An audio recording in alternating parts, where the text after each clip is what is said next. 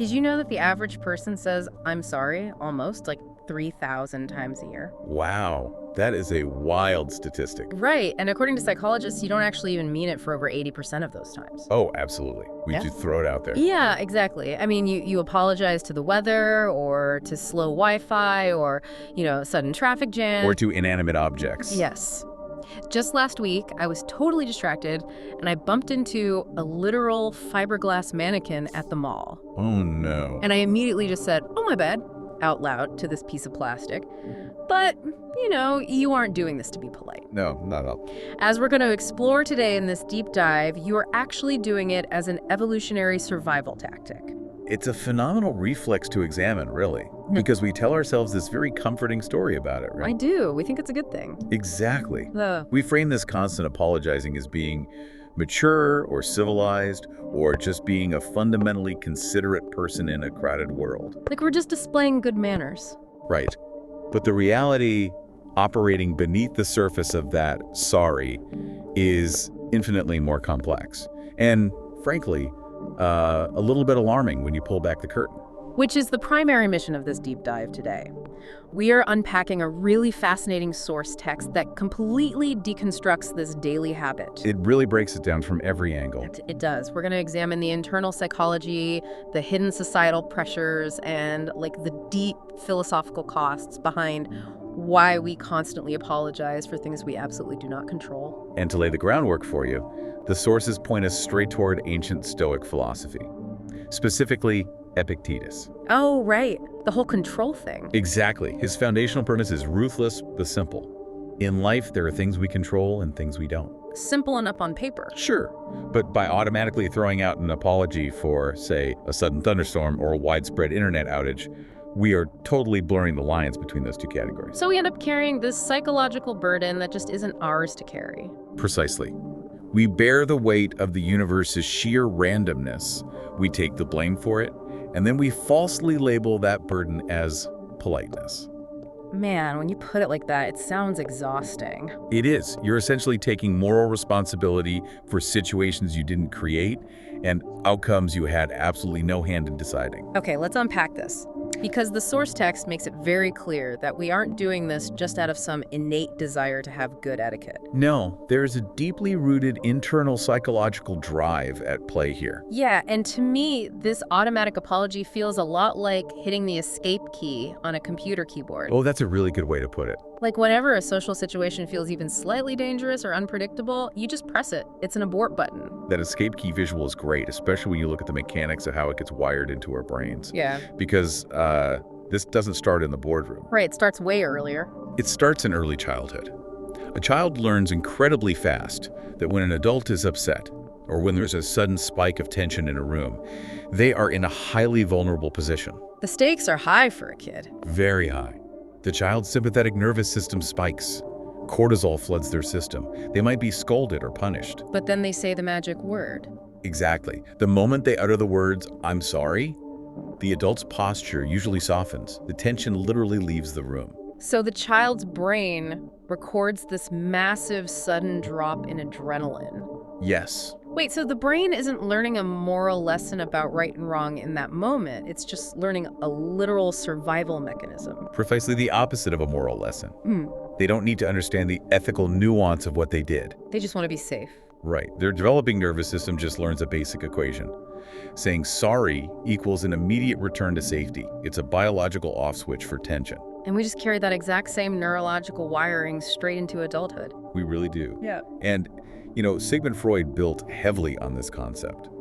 He noted that human beings are fundamentally driven to avoid psychological pain. And we aren't talking about physical trauma here. No, we're talking about the agonizing, heavy, suffocating atmosphere of a tense room. Oh, like an awkward silence. Or the judgmental look from a stranger. Oh, man, we absolutely despise that feeling. It just makes our skin crawl. It really does.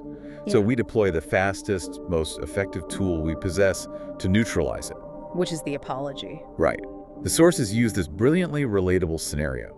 You're standing still in a grocery store aisle, and someone else is rushing by, and they accidentally bump into you. It is entirely their fault. Entirely. All right. Yet you are the one who instinctively recoils and says, Oh, so sorry. I do that all the time. Right. Why do you do that? You didn't do anything wrong. You were just standing there. Well, I do it because I just want the bizarre, uncomfortable little micro interaction to be over in milliseconds. Exactly. If I take the blame, there's no conflict. The escape key is pressed. Taking that a step further, the existentialist Jean-Paul Sartre looked at this reflex and called it a form of self-definition. Self-definition. What does that mean in this context? By leaping to apologize, you are actively constructing a very specific avatar of yourself for the rest of the world to interact with. Oh, I see. Like signaling to the room, I am easygoing. I am entirely problem-free. Yes, I am incredibly low friction. It functions as this invisible shield. Yeah, there's a cost to that, A right? huge one.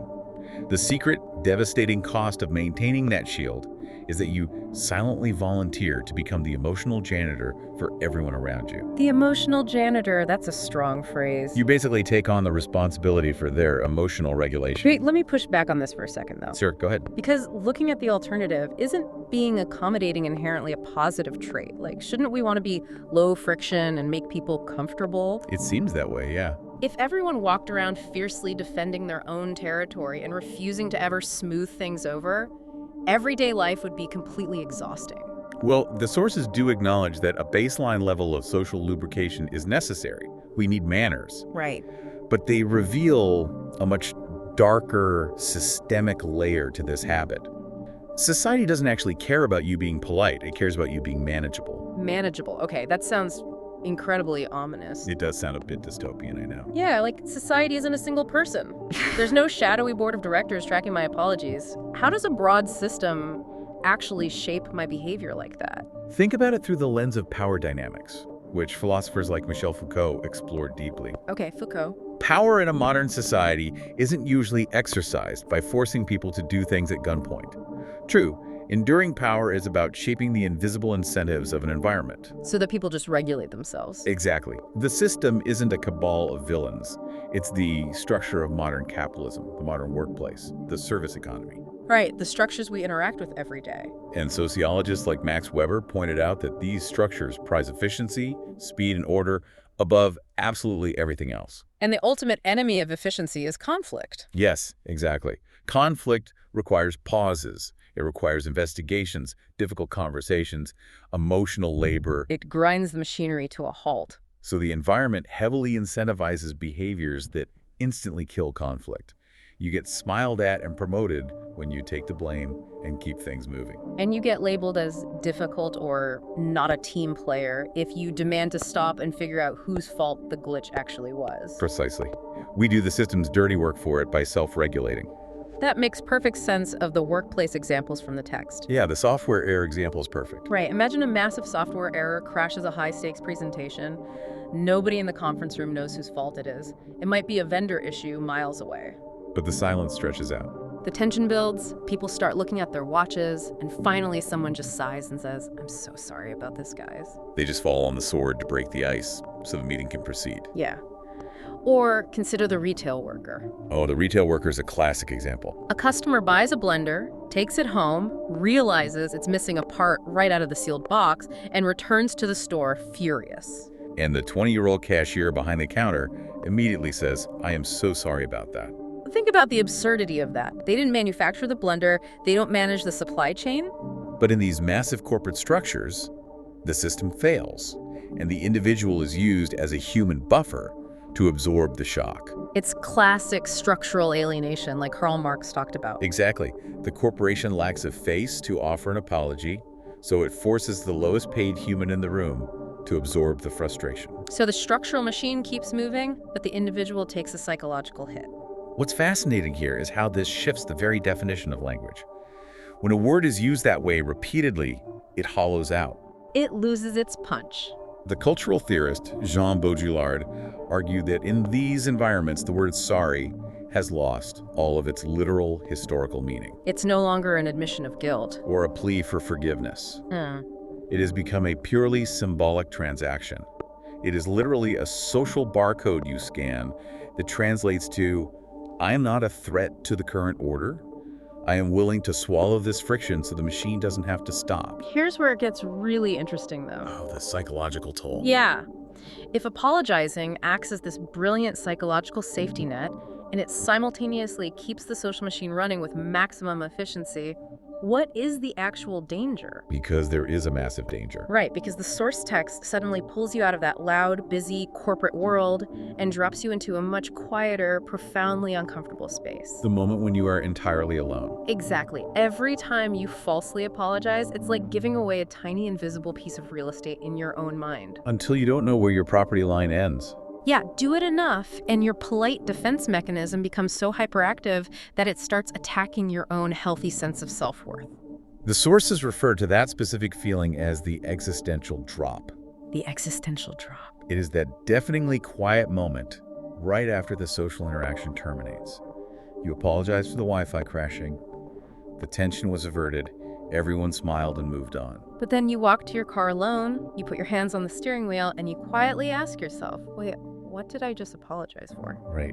It's that lingering, gross feeling in your stomach that you just betrayed yourself, even in a micro way. And that feeling is unavoidable because, as Sartre observed again, human beings are cursed with consciousness. You can rationalize your behavior to your boss, or to your friends, or to the angry customer all day long. You can play the game. But you cannot completely hide the truth from your own internal witness. Deep down, your brain knows you didn't cause the traffic jam. It knows you didn't break the software. So when you verbalize an apology for it, a small part of your psyche recognizes that you are actively living a lie. You're shrinking your own reality to accommodate someone else's comfort. But if I'm constantly making myself small to fit into this machine, what happens to my actual personality over years or decades? Is it just like atrophy? The philosopher Friedrich Nietzsche explored exactly that.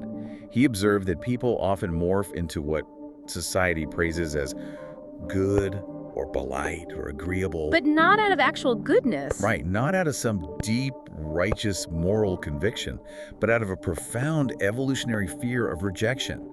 We are terrified that the tribe will cast us out. So we shrink ourselves. We fold ourselves into increasingly smaller, less demanding, and less troublesome shapes, simply to fit seamlessly into our environment without snagging on the edges.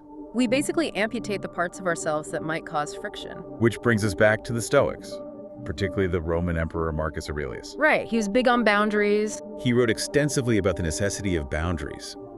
But the boundary he was most fiercely protective of wasn't the border between you and other people. It was the boundary between you and yourself. Exactly. When saying sorry degrades into a mindless knee-jerk reflex, you fundamentally lose your internal compass of responsibility. You lose the ability to discern what is actually yours to carry and what belongs to the sheer chaos of the outside world. That is a staggering shift in perspective. It's not just a matter of letting other people walk all over you, it's an internal corrosion. It's forgetting what you actually own. But that naturally raises a massive practical question. If over-apologizing erodes our identity and causes this ego reaction, what is the alternative? Right. How do we fix it? Do we just swing the pendulum entirely in the opposite direction? Do I start walking into the office, refusing to ever apologize, and loudly defending myself against every minor inconvenience? Please don't do that. Because honestly, navigating life alongside someone who absolutely refuses to ever say sorry sounds like a nightmare. It is a nightmare. And the philosophical texts explicitly warn against swinging to that toxic extreme. Okay, good. If we connect this to the bigger picture, the Stoic middle ground is absolutely not about becoming cold, unfeeling, or combative. The goal isn't to transform into a rigid jerk. No, the goal is to become fiercely clear. Clear! I love that distinction. Let's look at how Epictetus applies that clarity in reality. We go back to the idea of what we control and what we don't. Okay. You do not control the rain. That is a meteorological fact. Right. But if the forecast predicted rain all week, and you actively chose not to bring an umbrella to an important outdoor meeting, well, you bear a very specific slice of responsibility for showing up completely soaked. That is the crucial nuance. Like, you don't control the city's infrastructure or the sudden pileup on the highway. Exactly. But if you know a certain route is chronically congested at 8 in the morning, and you still chose to leave your house with 0 buffer time, a portion of that delay belongs to you. It's never entirely black and white. Seneca, another prominent Stoic, argued that true wisdom has nothing to do with dodging blame. What is it then? True wisdom is developing the sheer precision required to accept the exact right amount of your own fault. Absolutely no more than what you earned, but also critically no less. calibrating the exact right amount of fault. You don't absorb the failure of the corporate supply chain, but you do take ownership of your own time management. Exactly that balance. And Nietzsche offers a brilliant dual warning that frames this perfectly. What did he say? He points out that the individual who constantly apologizes for everything is operating from a place of deep-seated fear. They're terrified of conflict. Right. But the individual who never apologizes is equally broken. They are hiding. They are too fragile to confront their own flaws. So both extremes are just ways of avoiding reality. Yes, the true path is about living in the truth. If you genuinely drop the ball, you own it entirely, without excuses. But if you didn't, you refuse to pretend that you did, merely to regulate someone else's nervous system. So what does this all mean for us functionally? Understanding the high-level philosophy is illuminating, but we still have to wake up and go to work tomorrow. We still have to live in society, yes. We still have to navigate traffic jams and hostile customers and slow Wi-Fi and endless misunderstandings. It's true. How do we actually begin to rewire a habit that is this deeply ingrained, literally since childhood, without suddenly sounding totally out of touch or aggressively difficult to work with? We need a concrete mechanism. Well, the sources offer a very tangible, actionable roadmap for this. Okay, what is it? The core mechanism is something we can call the 1-second pause. This is your primary intervention point. The 1-second pause. Yes. Before that automatic amygdala-driven reflex to blurt out sorry takes over, you have to train yourself to insert a single second of silence. Just 1 second to physically interrupt the escape key. Exactly. In that 1 second, you force your brain to shift from the fear center to the prefrontal cortex, the area responsible for conscious logical thought. And what are you thinking in that second? You ask yourself one highly specific question. Am I taking genuine responsibility right now, or am I just trying to blindly smooth things over? Wow. 1 second is all it takes to shift from a biological reflex to a conscious choice. It really is. And the texts provide fantastic alternative scripts for what to actually say once you've taken that pause. Oh, scripts are helpful. Let's hear them. Let's revisit the morning meeting. You're late, but it truly was an unforeseen, unpredictable accident on the road, not a failure of your own planning. Okay. Instead of rushing through the door, breathless, and defaulting to, "I'm so sorry I'm late," you modify the script. What do you say instead? To walk in, take your seat, and say, "There was a major issue on the road today. Thank you so much for waiting." Oh, wow. The dynamic of the room shifts entirely with that. It does. Because you are still acknowledging the friction. You are demonstrating respect for your colleagues' time by thanking them. Exactly. But you are not internalizing the moral blame for a car crash that happened 3 miles away. Consider another incredibly common trap. Someone completely misunderstands a point you were trying to make. Oh, I hate that. The immediate reflex is to cave and say, oh, sorry, what I meant was. Right, you take the blame for their lack of comprehension. But if you know you communicated clearly, you can use that 1 second pause. And say what? You say, "It seems we are understanding this differently. Let's look at it another way." That's brilliant. You're addressing the roadblock, but you aren't shrinking your own intellect to do it. You aren't absorbing their confusion as your personal failure. This brings us all the way back to Seneca's profound definition of freedom. He argued that freedom does not mean living in a hermetically sealed bubble where you are never impacted by the chaos of the world. True freedom is the state of not being affected unconsciously. Yes. There may be highly specific strategic situations where you consciously decide to issue a minor apology just to keep the peace and move a project forward. But the difference is you are doing it as a deliberate, calculated choice. Fully aware of what you were trading, rather than acting out a blind, fear-driven reflex programmed into you decades ago. You are finally in the driver's seat of your own actions, rather than letting your childhood conditioning drive the car. It's about systematically reclaiming that invisible real estate in your mind, one interaction at a time. We have gone on quite an expedition today.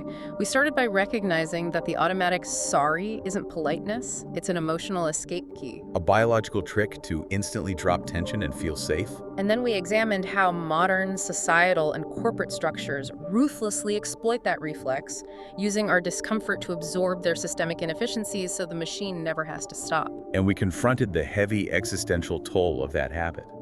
We saw how constantly swallowing the blame for things entirely outside our control slowly degrades our own sense of self. blurring the critical boundary of what is actually ours to manage. Ultimately, we arrived at that fiercely clear Stoic middle ground. Right. It is not about adopting an aggressive persona or refusing to ever admit fault. No, it's about clarity. It's about rebuilding our internal borders and developing the precision to accept the exact right amount of responsibility. We are finally learning to stop dressing up our fear as politeness and to stop disguising our conflict avoidance as maturity. We are choosing to live in reality rather than maintaining the comfortable, low-friction fiction we've been conditioned to project. And that brings us right back to the beginning, that 8 by 0 a.m. meeting. The next time you walk through those doors a few minutes behind schedule because the universe decided to throw a massive traffic jam in your path, remember the immense power of the 1-second pause. It changes everything. But we want to leave you with a brand new, slightly provocative question to mull over, something to take with you into the rest of your day. Think deeply about your own daily interactions. If you completely ban the word sorry as a casual social lubricant for just one single week, what underlying problems in your relationships, your workplace dynamics, or even your own self-esteem would suddenly become glaringly, uncomfortably visible once you stopped endlessly paving over them with apologies?